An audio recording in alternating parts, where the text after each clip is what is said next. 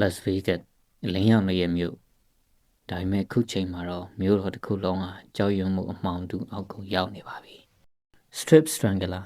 တုံးလုံးချွတ်လေပင်ညက်သမားလို့အမည်ပေးထားကြတဲ့လူသားသမားတဦးအမျိုးသမီး၃ဦးကိုမတိန်ကျင့်လေပင်ညက်တက်ပြီးတုံးလုံးချွတ်ထားခဲ့ပါတယ်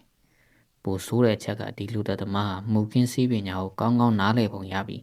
ခြေရလက်ရလုံးဝမကြံခဲ့တာပါပဲဒီမှုကို FBI ကလာရောက်လက်လွဲယူဖို့ကြိုးစားတဲ့အခါမှာတော့ဒေါက်တာကီခရစ်စင်ယာအာနာပိုင်တွေနဲ့အကြီးအကျယ်သဘောထားကွဲလွဲခဲ့ပြီးတော့ FBI ရဲ့ Special Agent က CSI Sarah Site တွေကိုသေဆုံးသူတွေနဲ့ပုံစံတူတာကြောင့်ငစားအဖြစ်အသုံးပြုဖို့အတွက်အန္တရာယ်များတဲ့အစီအစဉ်ကိုချမှတ်ခဲ့ပါတယ်ခရစ်စင်ကိုခရိုင်တရားသူကြီးကအကြောင်းတစ်ခုကြောင့်ယာတုကရက်စဲခဲ့ပေမဲ့သူနဲ့သူ့အဖွဲ့ဟာမိတ်မနာခံမဲ့လျှို့ဝှက်စွာဆက်လက်ဆောင်ဆိုင်ခဲ့ကြတယ်အခြား CSI အဖွဲ့ဝင်တွေနဲ့ FBI နဲ့တတိမထားမိခဲ့တဲ့တပ်တိကံပစ္စည်းလေးကိုခြေရခံမိတဲ့အခါမှာတော့ CSI စီစဉ်ဝမ်းရဲ့ဇာတ်သိမ်းကိုရင်တထိတ်ထိတ်နဲ့ဝင်ရောက်ကြည့်ရှုလိုက်ပါ